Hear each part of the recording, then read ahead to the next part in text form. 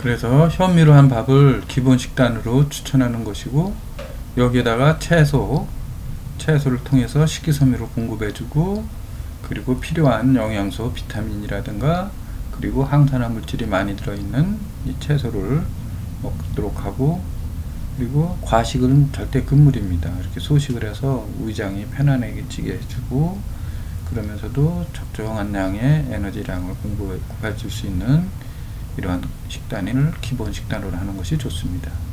그리고 임상 식이요법이라고 하는 것은 개인적 그 특성, 즉 개인차에 따라서 이제 음식 먹는 거를 조절해 주는 건데, 이 글루텐 제한 식이요법이라고 하는 것은 이 정제된 밀가루나 이런 것들, 글루텐 단백질이 있는 이러한 것들을 제한해서 먹어야 될 사람들입니다. 이것은 특히 소화가 잘 안 되시는 분들, 소화불량인 분들한테 아주 필요한 그런 요소가 되고, 또 카제인이라고 하는 그 성분이 들어있는 우유도 이 락타제라고 하는 그 효소를 제대로 잘 분비를 하지 못하는 이런 분들한테는 또 제한을 해야 되는 그런 음식 중에 하나가 되겠습니다.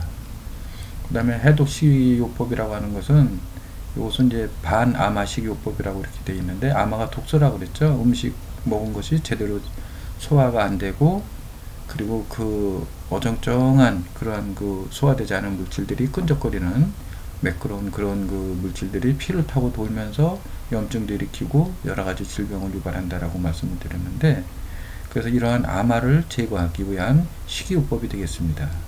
그래서 이것은 이제 까파 체질에 주로 이제 해당이 많이 되는데, 요거 해독 식이요법에 대해서는 이제 뒤에 가서 해독 비만관리 프로그램에서 자세하게 설명을 드리도록 하겠습니다. 그리고 체질별 식이요법이라고 하는 것은 트리구나, 그리고 트리도샤라고 하는 그 체질을, 그 아유르베다 의학에서 체질을 얘기할 때 말씀을 드렸는데, 이제 그 체질의 특성에 따라서 알맞는 식이요법이 되겠습니다. 또 저 사상 체질로도 이제 할 수가 있겠죠. 소음인, 태음인, 태양인, 그리고 소양인. 그래서 이제 요 체질을 이제 논함에 있어서, 이 까파 체질은 아유르베다에서 얘기하는 트리도샤, 까파 체질은 태음인에 가깝고요, 유사합니다. 그리고 바타 체질은 소음인하고 비슷해요. 그리고 피타 체질은 소양인하고 비슷한 그러한 그 체질적 특성이 있습니다. 그래서 거기에 맞는 식이요법을 해주는 것이고요. 장부 한혈을 조절하기 위한 식이요법, 이것은 어느 장부로 이 먹은 음식의 먹은 음식의 그 성분들이 어느 경락으로 가느냐 하는 것, 그리고 성미는 이게 차가운 성질이냐 열이 있는 성질이냐, 요걸 의미한다고 그랬죠. 그래서 간에 열이 있으면 간으로 찬 기운이 가게끔 만들어주는 음식. 그러면 어떤 게 있을까요? 갈근, 칡 같은 거는 간에 열을 떨어뜨려 주는 거죠. 그러면 칡은, 자, 귀경이 간이죠. 그리고 칡의 성질은 서늘한 성질을 가지고 있어요. 그러면 한열을, 열이 있는, 간에 염증이 있어서 열이 있으면 이제 이 한의 성미를 지닌 이러한 그 칡이 간으로 가서 간의 열을 떨어뜨려서 해열을 시켜주면서 염증을 제거해주는 이런 효과가 있다라고 하는 거죠. 그래서 이렇게 음식마다 칡뿐만이 아니라 뭐 인진수 또는 뭐 이 현미, 뭐 채소, 뭐 어떤 거든지 다 이렇게 음양오행으로 음식을 배당해 놓고, 그리고 음양오행 배당이라고 하는 것은 각 장부로 배당해 놓고, 또 그 음식마다 찬 성질과 뜨거운 성질을 구분해서 해당 장부로 보내줘서, 해당 장부가 항상성이 유지되지 못하고 있을 경우 기준점을 벗어났을 때 어떻게 기준점을, 어느 장부가 벗어났는지를 살펴보고 거기에 알맞는 음식을 먹도록 이렇게 해주는 게 장부 한열 조절 식이요법이 되겠습니다. 그리고 임상 식이요법, 당뇨에 좋은 음식들 있죠. 그리고 고혈압에 좋은 음식, 신부전증에 좋은 음식, 통풍에 좋고 통풍에 나쁜 음식, 이렇게 각 질병에 따라서 좋고 나쁜 그러한 음식을 구분해서 먹어주는 이러한 식이요법이 바로 임상식이요법이 되겠습니다. 그리고 333 식이요법은 하루 3끼니 규칙적으로 식사하고 그 다음에 식사 시간을 30분 이상 가져가는 것.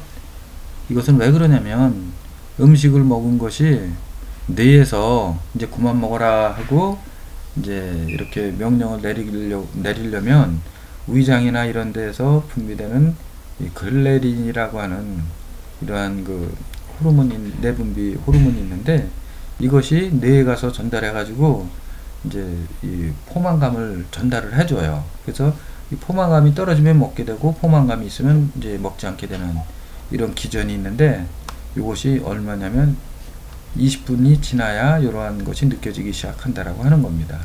식사 시작하고 그래서 30분간 식사를 하라는 것이고 이제 과식 방지하기 위해서 그리고 30번 씻기.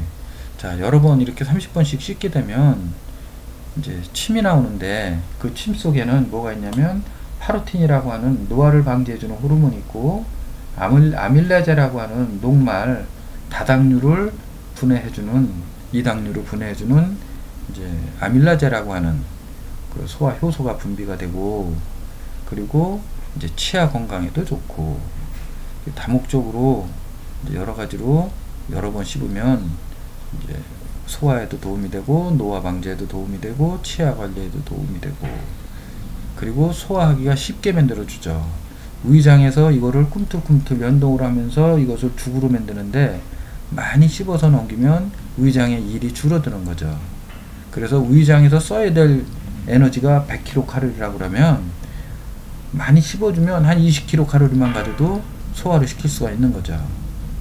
자, 그리고 기능식이요법은 이제 그 유산균이라든가 그 다음에 그 부족한 영양분, 예를 들어서 비타민 A가 부족하면 야맹증이 온다든가 비타민 D가 부족하면 이제 그 뼈가 약해져서 골다공증에 걸린다든가 이런 것들을 보충해 주는 거죠. 유산균은 또 특히 중요하죠. 이거는 장 내 미생물 환경을 유익균으로 바꿔줘서 장의 면역력에 면역물질들이 70%가 있다라고 하는 건데 면역을 증가시켜서 질병을 예방하고 치료하는 데 도움이 될 수 있는 이런 아주 중요한 요소가 되겠죠. 그 다음에 오메가3 피를 맑게 해서 순환이 잘 되게 만들어주고 불포화지방산. 이 맞춤 식단표 작성에 대한 것은 이제 이번 강의 뒤에 가서 실습 시간에 자세하게 설명을 드리도록 하겠습니다.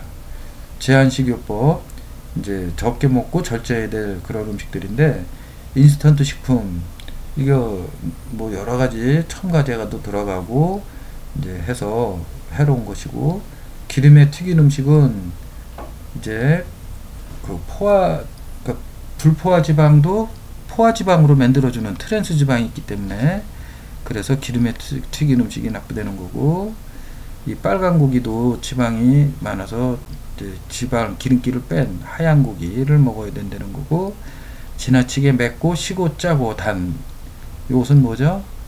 즉 아마 독소를 만든다 그랬죠. 음식. 그리고 기름진 음식. 이 기름진 음식은 곧 지나치게 많이 먹게 되면 살을 찌게 만들죠. 비만. 그래서 비만으로 인해서 또 여러 가지 만성 질병이 유발이 되고요. 자, 그러면 아침 식사는 어떻게 할 것인가 합니다. 네, 아침 식사를 하루 50% 정도 먹어주는 게 좋다는 거죠.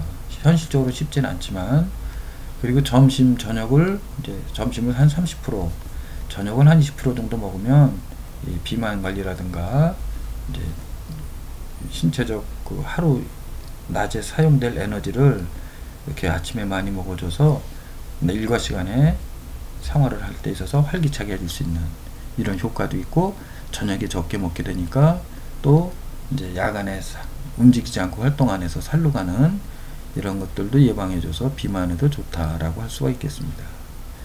자, 그리고 이제 해독 주스를 이제 만들어서 먹으면 좋습니다. 이것은 식이섬유를 공급해주고 또 이제 여러 가지 그 항산화 물질들도 많이 들어있는 양배추, 블루코리, 당근, 토마토 이거를 100g에 그리고 사과, 바나나 200g 요거를 살짝